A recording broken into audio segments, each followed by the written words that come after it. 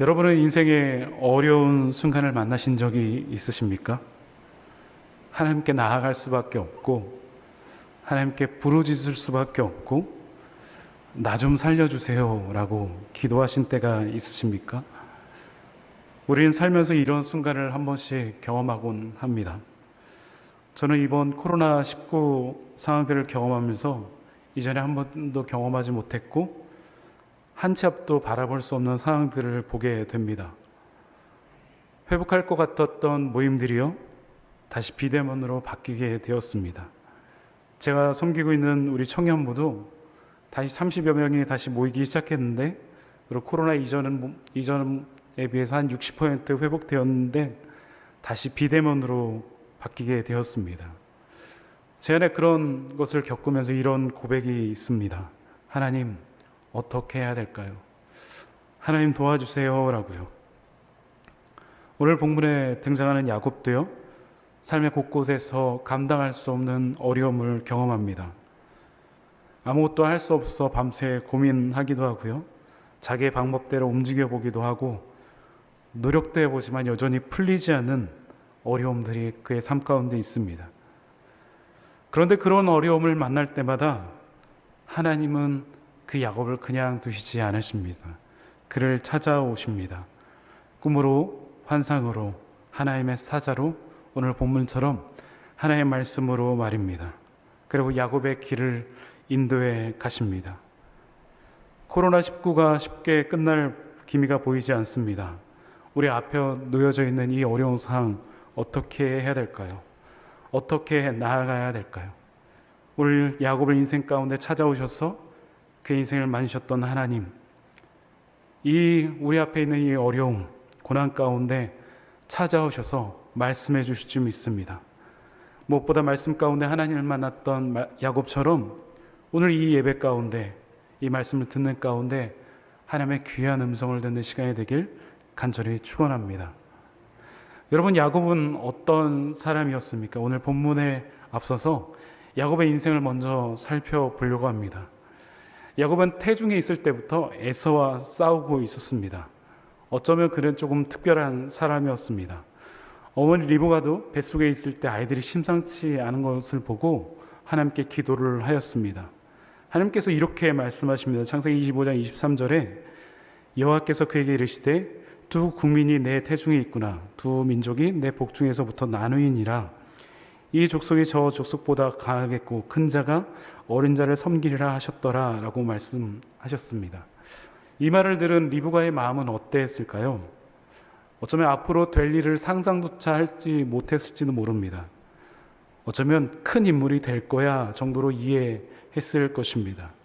그리고 정말 쌍둥이가 태어납니다. 먼저 나온 자는 붉고 전신이 털옷 같아서 에서라고 하고요, 둘째 아우는 에서의 발꿈치를 잡았다 해서 야곱이라고 불렀습니다. 여기 예배를 드리시는 대부분의 분들은 자녀들이 있으실 것입니다. 저도 제 딸을 출산할 때 그 옆에 있으면서 그 출산의 순간들을 같이 보았습니다. 희연이, 주원이가 태어났을 때 거기서 우는데 저와 아내가 한참을 울었던 기억이 납니다. 산모가 느끼는 이 고통보다 아이가 태어날 때 느끼는 고통은 수십 배에 달한다고 합니다. 그런데 야곱이 그런 상황 가운데 에서의 발목을 잡고 나왔습니다. 엄청난 고통 속에서 뱃속의 형제에게 뒤지지 않기 위해서 형의 발꿈치를 잡았던 야곱은 어쩌면 독한 사람입니다. 원래 야곱이란 이 이름은요, 고대의 씨름 중에 하나라고 알려져 있습니다. 상대방을 밀어서 쓰러지는 척하면서 상대방의 발목을 잡아 돌리는 기술이 이 야곱이라고 합니다. 그래서 이 기술을 쓰면 고대의 야유를 받았다고 합니다. 이삭이 보기에는 이 야곱은 그런 사람처럼 보였는지도 모릅니다. 그런데 이 속이는 자 같은, 사기꾼 같은 이 야곱을 왜 하나님은 택하시고 사랑하신 것일까요? 성경은 그것에 대해서 이렇게 말합니다. 하나님께서 그렇게 하시기로 작정하셨다라고요. 사실 야곱의 이야기는 저의 이야기고 우리들의 이야기입니다. 우리 또한 하나님의 보시기에 어떠할까요? 어쩌면 전혀 사랑스럽지 않은지도 모릅니다. 야곱처럼 늘 하나님을 속이는 자 같이 살아가기 때문입니다. 그런데 그런 야곱을 택하셨습니다. 갈라디아서 3장 29절 보면 너희가 그리스도의 것이면 곧 아브라함의 자손이요 약속대로 유업을 이룰 자니라 라고 말씀하고 있습니다. 어느 날 에서가 사냥에서 배고픈 상태로 있었습니다. 야곱은 그때를 놓치지 않습니다. 팥죽을 줄 테니 나에게 장자권을 팔라고 얘기를 합니다. 에서 또한 배고픔을 이기지 못하고 팥죽에 장자권을 팔아버립니다. 성경에 보니 에서가 장자권을 가볍게 여김이었더라 라고 고백합니다. 고대 사회에서 이 장자의 명분이라는 것은 일반적으로 부모의 재산의 2배의 몫을 받는 것입니다. 에서의 할아버지는 누구였죠? 아브라함입니다. 하나님께서 약속하신 언약과 땅과 민족과 열방의 축복을 받은 사람입니다. 장자의 명분은 바로 그 언약을 이어가는 것입니다. 그런데 에서는 그것을 가볍게 여겼습니다. 그리고 이후에 야곱은 이삭을 속이고 또한 에서를 속이고 결국 장자의 축복을 받게 됩니다. 이 내용에 대해서 창세기 27장은 이렇게 말합니다. 이삭이 나이가 많아 눈이 어두워 잘 보지 못하더니 마다를 에서를 불러 이르되 내 아들아 하매 그가 이르되 내가 여기에 있나이다 하니. 여러분, 이때 이삭의 나이가 몇 살이었을 거라고 생각하십니까? 그리고 이 이삭을 속이는 야곱의 나이가 몇 살이라고 생각하십니까?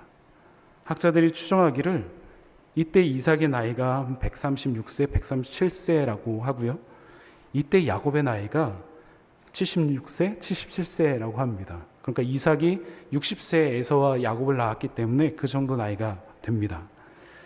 흔히 말해서 젊은 나이에 욕심이 나서 이렇게 한 일이 아니라는 것입니다.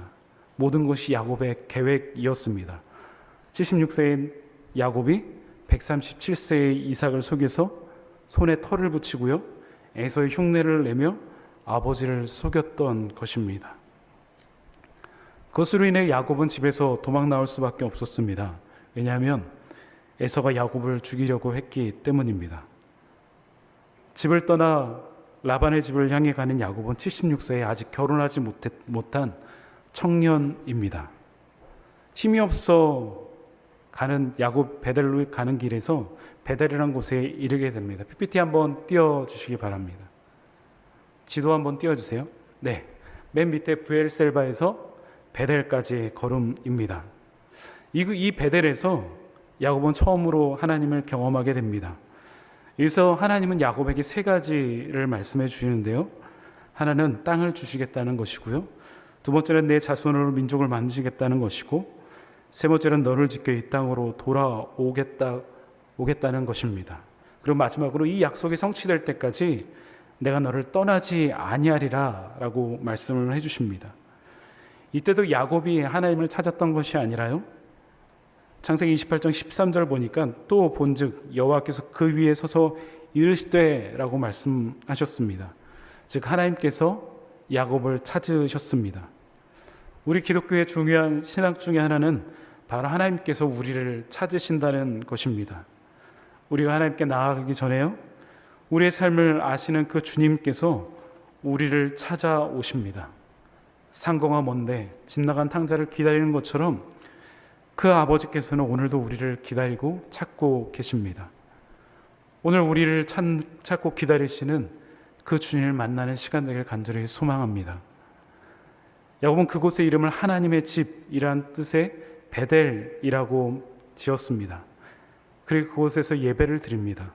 이곳이 중요한 이유는요, 오늘 본문에서 야곱이 이곳을 다시금 찾기 때문입니다. 야곱은 76세에 아직 결혼하지 못한 청년이었습니다.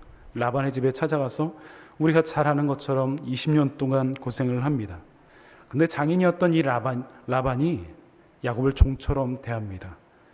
창세기 29장 27절에 내가 또 나를 7년 동안 섬길지니라 라는 이 말은 당시의 조카에게 혹은 가족에게 하는 말이 아닙니다. 종이나 노예에게 하는 말입니다. 즉 라반은 야곱을 종처럼 대했습니다. 여러분, 야곱이 그런 대우를 받을 사람인가요? 야곱은 사실 당시에 가나안 왕과 같은 힘과 부를 가진 이삭의 아들입니다. 거부였던 아브라함과 이삭의 장자의 명모가 축복을 받은 사람입니다. 당장 아버지 이삭에게 연락하면 모든 것이 해결될 일인데 야곱은 그러지 못했습니다. 그에게 연약함이 있었기 때문입니다. 집에 돌아가지 못하는 연약한 말입니다. 결국 그는 거기서 20년을 살게 됩니다. 야곱의 나이가 그럼 몇 살이 됐을까요? 96세가 됩니다. 야곱은 그 20년 동안 무엇을 느꼈을까요? 아마도 후회를 경험했을 것입니다. 아이들을 낳으면서 야곱의 연약함은 아들들의 이름처럼 계속 드러나기 시작합니다. 야곱만이 아닙니다. 레아와 라헬의 싸움도 계속됩니다. 76세의 왕의 축복을 가진 이 야곱이 노예처럼 20년 동안 일한 모습을 보면서 라반의 집에서 그는 계속 후회를 하게 됩니다. 그러다가 집을 나가겠다는 결심을 하게 되는데 라반은 그 결심마저 무너뜨립니다. 우리가 잘 아는 것처럼 야곱이 라반에게 말합니다. 아롱진 것, 점 있는 것, 검은 것을 내게 주소서 내가 그걸 가지고 나가겠습니다. 당시에 그것이 한 10분의 1 정도 그런 것들이 나온다고 알려져 있습니다. 근데 라반은 성경에 보니까 그 말을 들은 그날 거기에 있는 10분의 1 아롱지고 검은 것을 아들들에게 시켜서 저 사흘 길을 먼 곳에 시킵니다. 야곱이 목축하는 데 가보니까 그런 것들이 하나도 없습니다. 야곱은 다시 절망합니다. 그런데 그런 야곱을 하나님께서 가만두지 않으십니다. 우리의 삶 가운데 포기할 정도로 어려움이 찾아올 때가 있습니다. 이해할 수 없는 상황을 만날 때도 있습니다. 온 힘을 다해서 애써보지만 그마저 안 될 때가 있습니다. 우리 힘으로 도저히 안 될 때, 그때가 바로 하나님을 만날 때입니다. 이때도 하나님은 야곱의 삶 가운데 간섭하셨습니다. 그리고 여러분의 삶 가운데도 찾아오셨습니다. 성경에는 이렇게 말합니다. 창세기 30장 39절에 가지 앞에 새끼를 뱀으로 아롱진 것을 낳은지라. 43절에요. 그 사람이 매우 번창하여 양떼와 노비와 낙타 나귀가 많았더라 라고요. 여러분, 하나님께서 우리의 삶을 보시면서 우리가 망가지는 것을 원하실까요? 그렇지 않습니다. 우리가 부끄럽고 창피한 것을 주님께서 원하실까요? 아닙니다. 하나님은 그런 분이 아닙니다. 하나님은 우리에게 가장 좋은 것으로 주고 싶어 하시는 분입니다. 하나님은 야곱이 라반에게 모든 것을 빼앗기는 것을 내버려 두시지 않으셨습니다. 그래서 야곱의 인생 가운데 다시 찾아오셨습니다. 야곱이 라반의 집에 떠나면서 라반의 아들들이 추격할 때 이런 얘기를 합니다. 하나님이 내게 이 모든 것을 주셨습니다. 이 사건으로 인해 야곱은 라반의 집에서 도망을 가게 됩니다. 하지만 야곱을 기다리는 것은 자유가 아닌 야곱이 제일 무서워했던 에서였습니다. 그래서 야곱은 에서에게 먼저 메시지를 보냅니다. 그런데 에서의 반응은 전혀 달랐습니다. 그러니까 400명을 거느리고 야곱에게 달려왔기 때문입니다. 고대 사회에서 이 400명이라는 숫자는 굉장히 큰 숫자입니다. 게다가 전쟁에 능한 자들이었습니다. 야곱은 유산에 관심이 없다고는 표현만으로 끝날 거라고 생각했습니다. 그런데 에서는 달랐습니다. 널 원해. 그러면서 아무런 대답 없이 400명과 함께 찾아옵니다. 야곱은 다시금 고민에 빠집니다. 야곱답게 술을 냅니다. 야곱의 생각에는 에서를 만나면 죽을 것만 같았습니다. 그럴 때 우리는 어떻게 할까요? 죽을 것만 같을 때 당연히 기도를 합니다. 야곱도 기도를 하기 시작합니다. 창세기 32장 9절에서 12절은 야곱의 기도가 나오는데 자세히 보면 사실 하나님에 대한 원망이 섞여 있습니다. 내가 내게 은혜를 베풀이라 하셨나이다. 모래와 같이 많게 하리라 하셨나이다. 이 기도는 사실 이 말입니다. 하나님, 나에게 은혜를 베푸신다고 약속하셨잖아요. 모래와 같이 많게 해주신다고 약속하셨잖아요. 이게 뭐예요? 나 죽을 것 같다고요. 이 말입니다. 야곱은 사실 하나님께 화를 내고 있었습니다. 거기서 끝나면 야곱이 아니겠죠. 그는 플랜 B를 생각합니다. 살 궁리를 합니다. 에서의 마음을 조금 더 달래고 싶어서 뇌물을 준비합니다. 그 수가 엄청납니다. 암염소 200마리, 순염소 20마리, 암양 200마리, 순양, 암낙태 새끼, 그 다음에 암소, 황소 수십 마리를 준비합니다. 하나님께서 그를 지키신다고 약속하셨음에도 불구하고 여전히 그는 플랜 B를 준비합니다. 그는 여전히 안심할 수 없었습니다. 여전히 답답합니다. 상대가 그를 죽이려고 다가오고 있었기 때문입니다. 이 야곱 홀로 남습니다. 두 아내와 자녀들도 야복나루를 건너가게 합니다. 밤새 잠이 오지 않는데 그가 홀로 감당할 수 없는 시간 가운데 한 사람이 찾아옵니다. 그 사람을 성경은 하나님의 사자라고 이야기를 합니다. 그리고 씨름을 하기 시작합니다. 이때도 야곱은 이기고 싶었습니다. 자기가 이기는 것이 그의 비전이었기 때문입니다. 평생 자기가 원하는 것을 취하는 자로 살아왔습니다. 그런데 그 모든 것을 가지고 싶었던 야곱이 에서와의 관계 속에서 라반의 집에서 이룰 수 없는 인생의 어려움을 겪게 됩니다. 그 라반의 집을 떠나 에서를 만나는 과정 가운데 이 하나님의 사람을 만나 씨름을 하게 됩니다. 근데 신기하게도 이 사람은 야곱을 넘어뜨리거나 쓰러뜨리지 않습니다. 야곱이 온 힘을 다해 그를 이기려고 해도 그 사람 또한 이기지 못합니다. 하나님의 사람도 야곱을 이기려고 하지 않습니다. 전 종종 희원이와 입을 위해서 시험을 하고 심싸움을 합니다. 5살이 되니까요. 아빠를 벗어나기도 하고 도망가기도 하고 슈퍼파워라고 외치면서 필살기를 쓰기도 합니다. 그런 희원이가 힘이 세지고 커가는 모습을 보면서 희원이 시간이 얼마나 좋은지 모릅니다. 야곱은 씨름하는 내 고민에 휩싸였습니다.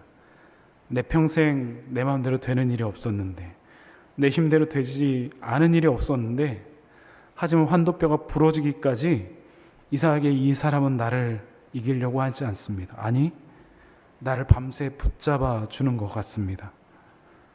야곱은 그 사람이 이상하게 친밀하게 느껴집니다. 할아버지 아브라함의 하나님, 아빠 이삭의 하나님처럼 느껴집니다. 할아버지 아브라함이 부르던 하나님, 아버지 이삭이 그토록 순종했던 하나님, 그 하나님을 야곱은 이제 몸으로 체험하게 됩니다. 꿈으로만 봤던, 환상으로 봤던 그 하나님을 이제 만나게 됩니다. 그래서 야곱은 더 놓을 수가 없었습니다. 환도뼈가 부러지는 상황 가운데도 그를 놓을 수 없었습니다. 왜냐하면 하나님이 느껴졌기 때문입니다. 얼마나 아팠을까요? 여러분 뼈 부러져 보신 적 있으시죠? 말할 수 없는 고통이 찾아옵니다. 어쩜 야곱은 울면서 말했는지 모릅니다. 야곱은 그 하나님의 사자를 붙들고 사정을 합니다. 저를 축복해 주시지 않으면 이 손을 놓지 않겠습니다. 나 좀 붙잡아 주세요. 내 멋대로 내 맘대로 살았는데 이제는 그렇게 살 수 없으면 나 죽을 것 같아요. 나 좀 살려주세요. 야곱은 그렇게 하나님의 사자에게 외쳤습니다. 그러자 그 사람이 이렇게 묻습니다. 내 이름이 무엇이냐? 내 이름이 무엇이냐? 라고요. 야곱이 대답하면 내 이름은 야곱입니다. 라고요. 야곱 말씀이 시작됐고요. 어디를 보아도 야곱의 이름이 나타난 적이 없습니다.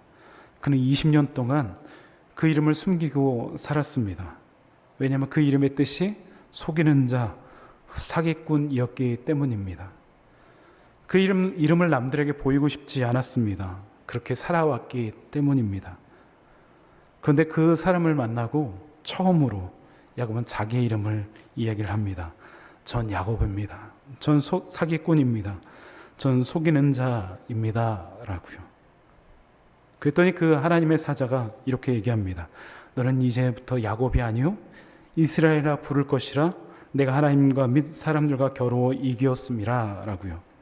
그 이름을 바꾸어 줍니다. 이스라엘, 하나님과 겨루어 이김 이 뜻이지만 원어를 살펴보면 하나님과 겨루는 자, 하나님께서 붙들어 주는 자 의역하면요 하나님 없이는 살 수 없는 자입니다. 사기꾼이 하나님 없이는 살 수 없는 자가 되었습니다. 그 사람은 야곱을 축복하고요. 야곱은 그곳의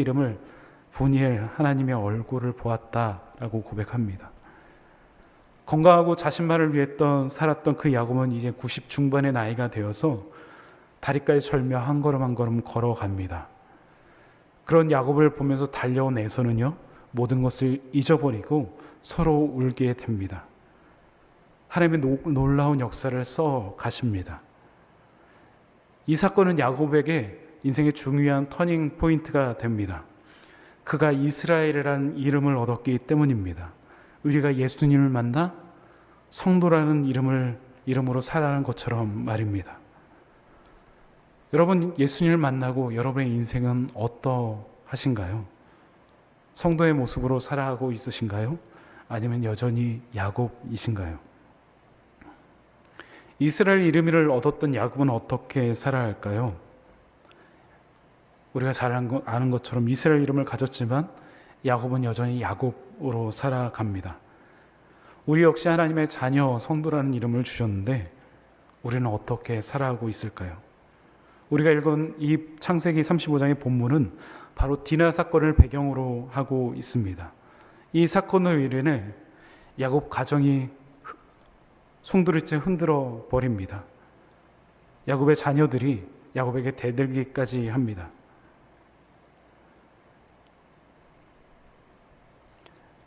야곱은 에서와의 만남 이후 어디로 가게 되나요?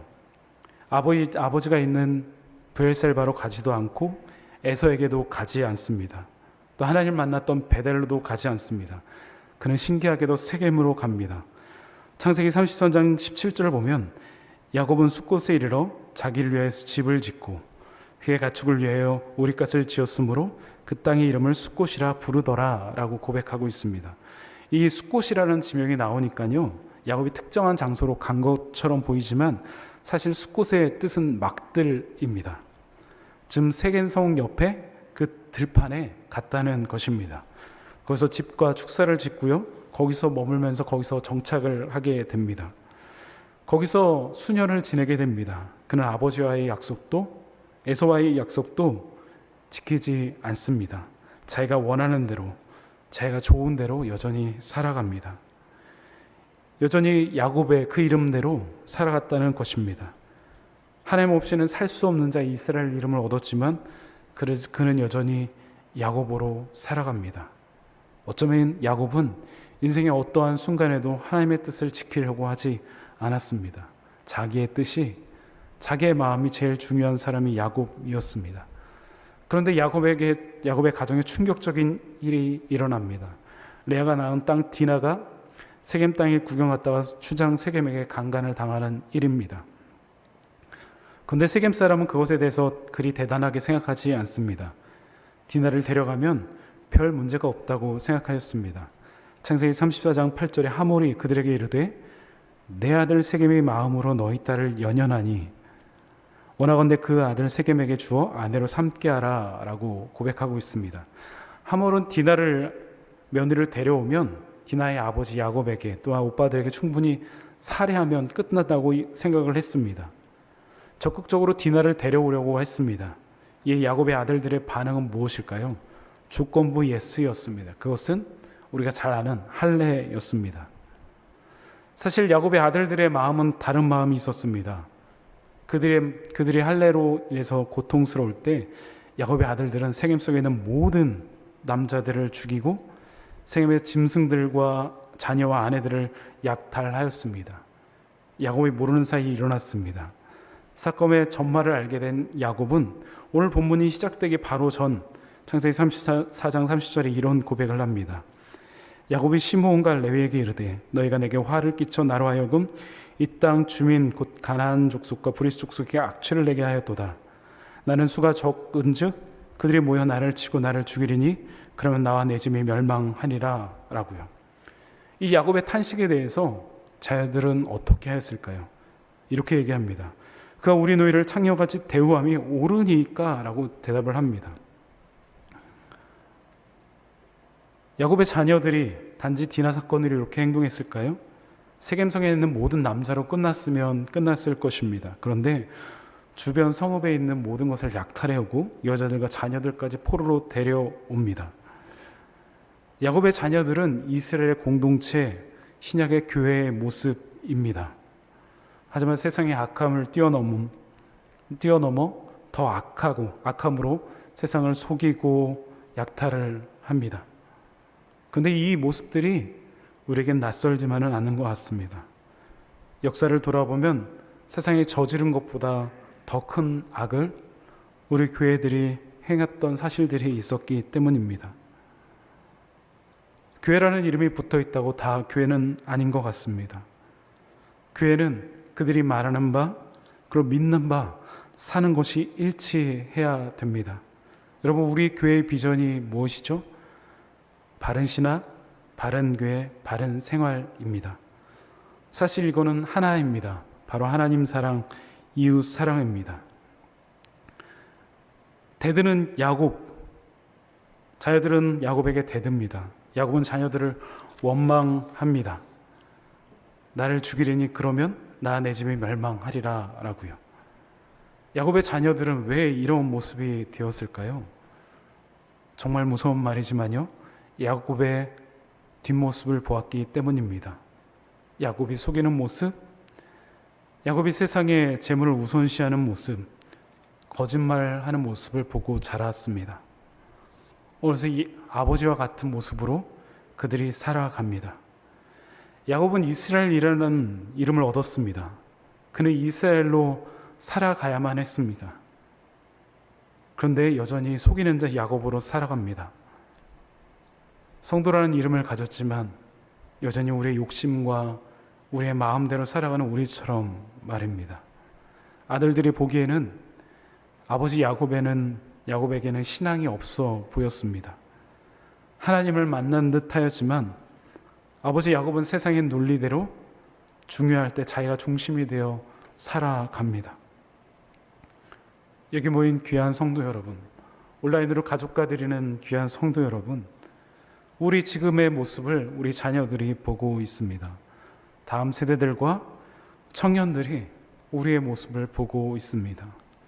우리가 어떻게 살아가는지, 중요한 결정을 어떻게 내리는지, 얼마나 하나님을 사랑하는지, 이웃을 사랑하는지 우리의 삶을 보고 있습니다. 여러분은 어떤 뒷모습을 보여주고 계신지요? 제가 요즘에 가장 긴장하는 순간이 우리 딸들과의 시간입니다. 제가 하는 말을 그대로 따라하고요, 제가 하는 행동을 그대로 따라합니다. 그것이 때론 굉장히 무섭습니다. 제가 하나님을 찾을 수밖에 없는 이유이기도 합니다.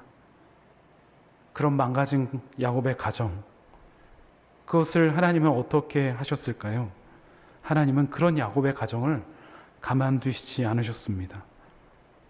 지금 우리가 여러 가지 사태로 인해 힘들어하고 있습니다. 하나님은 지금 이 땅의 교회를 가만두시지 않으십니다. 하나님은 어떻게 일하실까요? 그러면서 오늘 본문 1절이 시작됩니다. 오늘 본문 1절은 이렇게 시작합니다. 하나님이 야곱에게 이르시되 라고요. 다시금 하나님이 야곱의 가정에 찾아오십니다. 야곱을 만나십니다. 하나님은 그런 분입니다.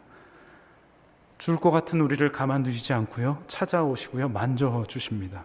우리의 인생 가운데 간섭하십니다. 우리 한번 본문 1절 같이 한번 읽어보도록 하겠습니다. 창세기 35장 1절입니다. 다 같이 한번 읽어보도록 하겠습니다. 시작. 하나님이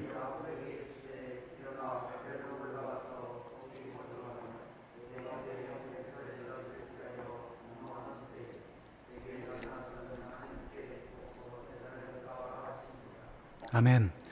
하나님이 이 1절 말씀 통해서 야곱에게 세 가지 명령을 하십니다. 첫 번째는 일어나라입니다. 영어로는 쿰입니다. 여러분 쿰 하면 들어본 적이 있으시죠? 예수님께서 회당장 야이로의 12살 난 죽은 딸을 사망해서 건지셨을 때 이렇게 말하며 달리다굼, 소녀야 일어나라 라는 말씀하십니다. 이 아람어와 히브리어는 같은 어원을 가지고 있습니다. 야곱에게 쿰이라고 말씀하신 것은요, 그의 옛적에서부터, 절망의 자리에서부터, 잠에서부터 깨어나라 라는 말씀입니다. 요나에게도 이와 같은 말씀을 하십니다. 요나 1장 2절에 너는 일어나 저 큰 성읍 니느웨로 가서 그것을 향하여 외치라. 그 악독이 내 앞에 상달되었음이라 하시니라. 하지만 요나는 이 말씀을 듣고 니느웨로 가지 않고 다시스로 갑니다. 요파에서 다시스로 가는 배를 타고 됩니다. 거기서 큰 폭풍우를 만납니다. 근데 요나는 여전히 자고 있죠. 그 자고 있는 요나를 향해서 선장은 다시 한번 이렇게 말합니다. 선장이 그에게 일어나 가서 이르되 자는 자여 어찌함이나 일어나서 내 하나님께 구하라. 혹시 하나님이 우리를 생각하사 망하지 아니하게 하시리라 하니라. 처음에 하나님께서 일어나서 라고 하신 것도 쿰이고요.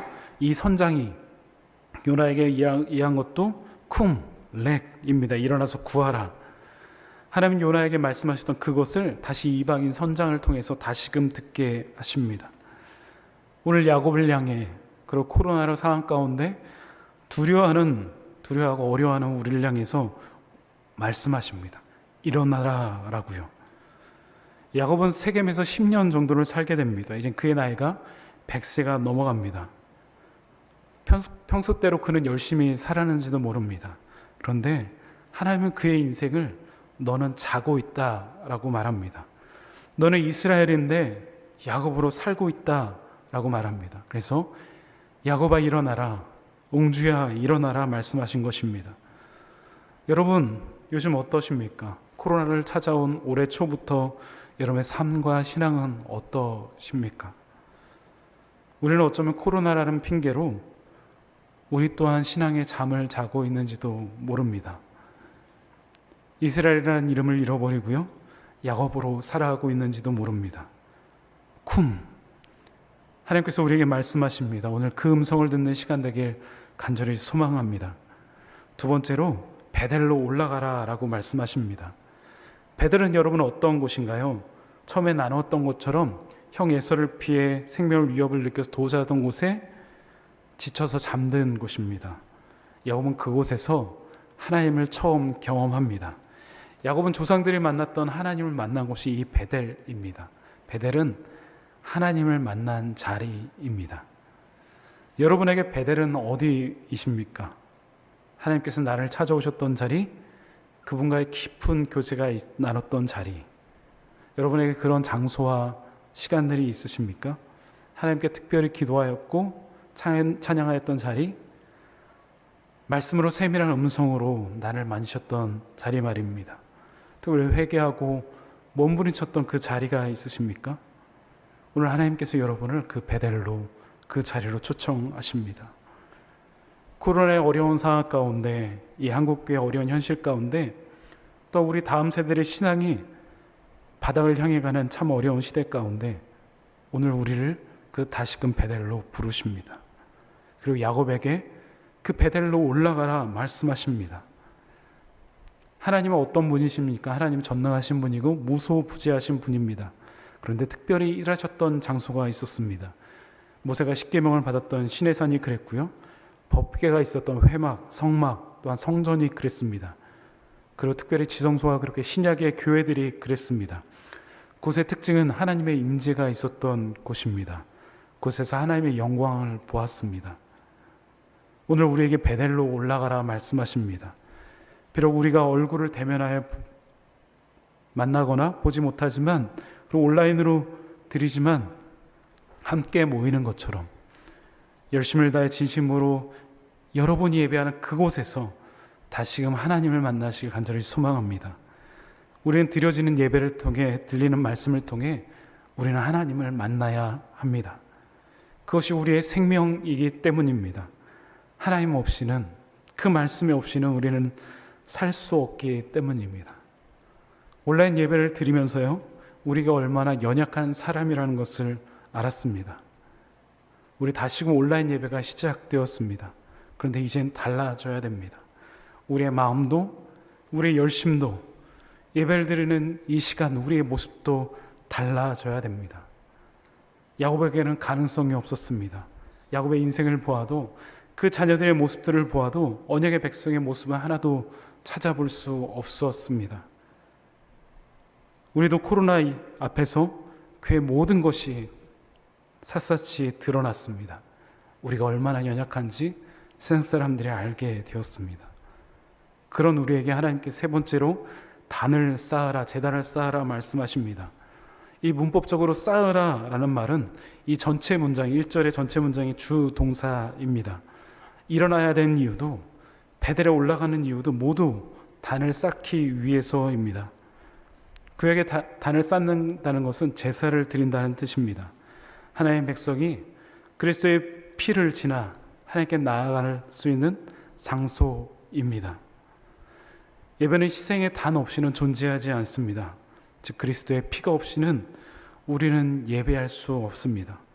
어떤 누구도 하나님 앞에 예수 그리스도 없이는, 그 보혈의 공로 없이는 나아갈 수 없습니다. 그럼 그 시대 가운데 제단의 모습은 어땠을까요?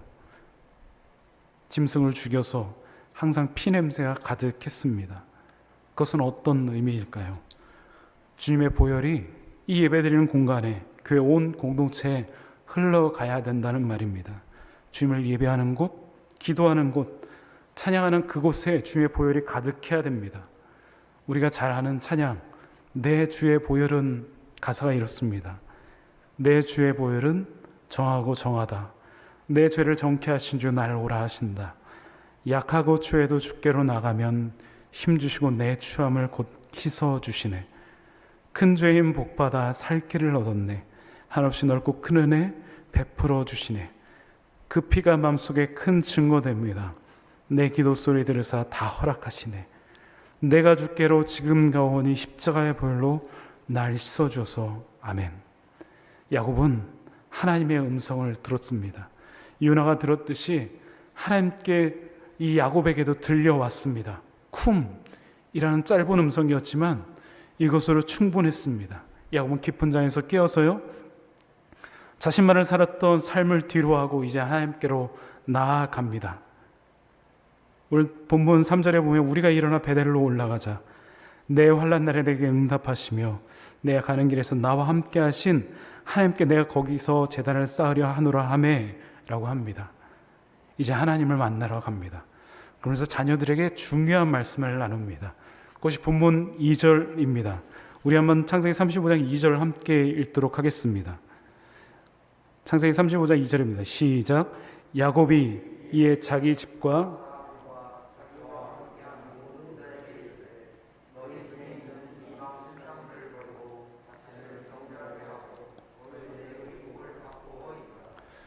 왜 야곱은 이와 같은 말씀을 자녀들에게 했던 것일까요? 어느덧 세겜 땅에 머문 지 10년이 되어갑니다. 집은 엉망이 되어 있고요, 자녀들은 아버지께 대들기까지 합니다. 어느새 그들은 세겜, 즉 이방인의 문에 빠져 있습니다. 우상을 몸에 지니고요, 우상의 형상이 담긴 귀걸이를 하고 있습니다. 어느새 그들은 가나안 사람들과 다르지 않았습니다. 그래서 야곱은 아들에게 3가지 순종의 명령을 더합니다. 첫 번째, 이방 신상을 버리라고 합니다. 야곱의 가정의 곳곳에 이방 신상이 있었습니다. 우리가 잘 아는 것처럼 야곱의 아내 라헬도 하란에서 도망쳐 나올 때 그 집안에 쏘신 드라빈을 가지고 나왔습니다. 야곱의 아들들이 세겜성에서 약탈을 할 때 그들의 은과 금으로 만든 이방 신상들도 가지고 나왔습니다. 10년 동안 그들은 어떻게 되었을까요? 어느새 그들의 삶이 되어버렸습니다. 어떤 의미일까요? 그들은 하나님을 생각하였지만 동시에 다른 신도 섬겼다는 이야기입니다. 우리는 어떻게 살아가고 있나요?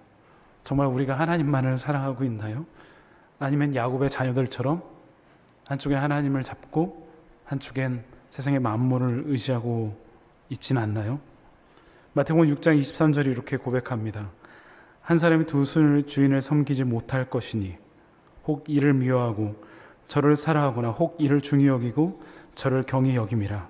너희가 하나님과 재물을 겸하여 섬기지 못하리라 라고요. 두 번째로 야곱은 자녀들에게 자신을 정결하게 하라라고 합니다. 여기서 말하는 정결은요, 몸뿐만 아니라 도덕적인 영역에서 깨끗함을 의미합니다. 우리는 지금 예배를 드리고 있습니다. 예배를 드린다는 것은 하나님을 만난다는 것이고 거룩하신 하나님께 나아간다는 것입니다. 예배를 드릴 이 순간은 우리가 거룩하신 하나님 앞에 서 있는 순간입니다. 성경에 나온 선지자들의 공통된 반응은 이 거룩하신 하나님 앞에서 두려움과 경외함을 경험했다는 것입니다. 야곱은 가족들에게, 자녀들에게 명령합니다. 자신을 정결하게 하라라고요. 야곱의 영적 후손인 우리에게, 이 땅의 교회들에게 동일하게 말씀합니다. 이제 우리 자신을 씻어야 됩니다. 교회에서의 거룩함뿐만 아니라 우리의 삶의 거룩함이 회복해야만 됩니다. 그래야지 이 땅의 교회들을 회복할 수 있습니다. 세 번째로 야곱은 자녀들에게 의복을 바꾸어 입으라 라고 얘기를 합니다. 고대 사회에서 의복은 신분을 나타냅니다. 사회적 계급이나 나라에서 가정에서 지위를 나타냅니다. 그래서 구약에서 예배를 드릴 때 제사장들은 하나님께서 명하신 예복을 입었습니다. 야곱이 자녀들에게 의복을 바꾸어 입으라 한 것은 단순히 옷을 갈아입으라고 명령한 것이 아닙니다. 그들의 삶을 바꿔야 된다는 것입니다. 이전에 가진 우리의 행동과 우리의 모습이 아닌 하나님의 백성으로 살아가야 된다는 것입니다. 여러분, 세상 사람들이 우리가 그리스도인 것을 어떻게 알 수 있을까요? 우리의 말을 듣고 알 수 있을까요? 그렇지 않습니다. 우리의 삶과 행위로서 증명이 됩니다. 마태복음 5장 16절은 이같이 너희 빛이 사람에게 비치게 하여 내일로 너희 착한 행실을 보고 하늘에 계신 너희 아버지께 영광을 돌리게 하라라고 말씀하십니다. 세상 사람들이 우리의 말을 듣는 것이 아니라 우리의 삶을 통해 하나님의 사랑이 무엇인지를 경험합니다. 이 세 가지를 한마디로 말하면 무엇일까요? 바로 회개하라입니다. 회개는 무엇일까요? 바로 하나님을 향한 돌이킴입니다. 야곱은 자녀들에게 말합니다. 베델로 올라가자라고요. 그랬더니 그들의 반응이 신기합니다. 우리 한번 창세기 35장 4절 같이 한번 읽어보도록 하겠습니다. 시작. 그들이 자기 손에 있는 모든 이방 신상들과 자기 귀에 있는 기고의들을 야곱에게 주는지라.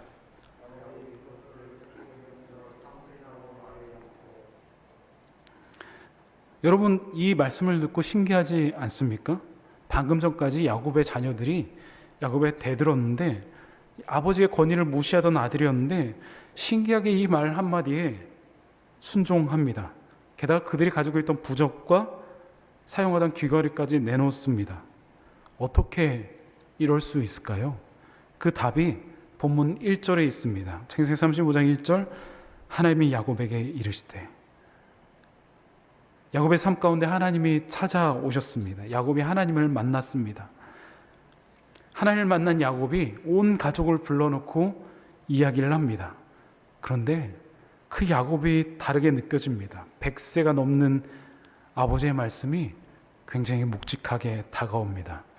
무기력하고 늘 남을 속이기를 잘하였던 그 야곱의 모습이 아니라 하나님과 겨루어 이겼던 이스라엘 모습으로 느껴집니다. 이 말에 순종할 수밖에 없는 영적 권위가 있었습니다. 이 모습은 이 시대의 영적인 가장인 우리가 회복할 모습입니다. 영적인 가정이라는 것은요, 영적으로 하나님과 가장 깊은 관계에 있는 사람을 말합니다. 우리 가정에 영적인 권위가 흐르지 못하는 이유는 사실 우리가 영적으로 잠들어 있기 때문입니다. 우리가 하나님을 만나지 못했기 때문입니다. 과거에 만났던 그 하나님으로 살아가고 있기 때문입니다. 이제 영적인 잠에서 깨어나야 됩니다. 우리도 일어나라는 하나님의 음성을 들어야 합니다. 야곱은 그 자녀들의 부적들과 귀걸이들을 세겜 근처 상수리 나무 아래에 묻습니다. 그들이 이 작은 귀걸이까지 묻는 이유는 무엇일까요? 우리는 잘 알고 있습니다. 이 작은 우상들이 우리의 삶을 움직인다는 것을요. 이 작은 것 때문에 우리가 잘못된 길을 걸어갑니다. 우리의 회개가 철저하지 못하면요, 우리는 죄성으로 인해서 하나님과 또 멀어져서 살아가게 됩니다. 내 안에 우상을 믿고 살아갑니다. 회개는 항상 단절히 따라야만 됩니다. 하나님을 만난 사람들 공동체는 확실히 죄를 끊어내는 이 회개가 있었습니다. 야곱은 그것을 상수리 나무 아래에 묻습니다. 왜 그곳일까요? 특별히 원어 성경에 보면 이 상수리 나무 아래 정관사가 붙어 있습니다. 그러니까 그 상수리 나무 아래라는 것입니다. 이 나무는요, 야곱의 집안 사람이라면 모두 아는 이전부터 유명한 나무를 가리킵니다. 이 나무는 아브라함이 가나안 땅에 들어왔을 때 언급한 이정표 중에 하나입니다. 창세기 12장 6절 보면 아브라함이 그 땅을 지나 세겜 땅 모래 상수리 나무에 이르니 그때 가나안 사람 그 땅에 거주하였더라 라고 되어 있습니다. 아브라함이 이제 하란을 떠나서 가나안 땅에 도착했을 때요, 처음 머물러서 제단을 쌓은 것이 바로 이 상수리 나무 아래입니다. 그것은 아브라함이 처음 제단을 쌓은 곳입니다. 아브라함 가문은 이 나무가 얼마나 중요한지 알고 있습니다. 야곱은 바로 이 상수리 나무 아래에 자녀들의 우상을 묻습니다. 어떤 의미일까요? 그것은 어떤 경우라도 다시 우상을 섬기지 않겠다는 표현입니다. 다시는 돌아가지 않겠다는 의지입니다. 오늘 많은 가족들이 온라인으로 예배를 드리고 있습니다. 귀한 성도 여러분, 이제 하나님께 회개하기로 작성한 그 목록을 꺼내야 될 때입니다. 여러분 아직도 그곳에 머물러 있지 않습니까? 아직도 귀걸이를 그리워하고 있지 않습니까? 여러분 다시는 상수리 나무 아래를 파내면 안 됩니다. 그것이 그리워해서 다시 돌아가면 안 됩니다. 왜냐하면 우리는 하나님과 약속했고 우리의 자녀들이 그것을 보고 있기 때문입니다. 오늘 말씀을 마치려고 합니다. 제가 야곱의 말씀을 준비하면서 제가 얼마나 야곱인지를 알게 되었습니다. 저는 중학교 때 인격적으로 예수님을 경험하고 나서 요셉처럼 살고 싶었습니다. 그렇게 몸부림쳤고 그러려고 애썼습니다. 이제 은퇴하신 저희 아버지 목사님도 정직하고 바르게 살아가는 모습을 보면서 저도 그렇게 살아가고 싶었습니다. 그런데 돌아보니 제가 야곱인 것을 알게 되었습니다.